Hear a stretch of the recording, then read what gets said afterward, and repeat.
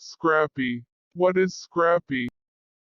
Scrapie is a chronic disease of the central nervous system in sheep and occasionally goats, characterized by itching, nervous signs and a long incubation period. Host species: sheep, goat, monkey, rat. Causative agent: it is caused by a viral agent called viroid or prion, which has some of the characteristics of the virus. A slow virus like BSE and CWD. Clinical signs: scraping body with the cell, biting of legs, flanks and belly because of severe itchiness, pruritus.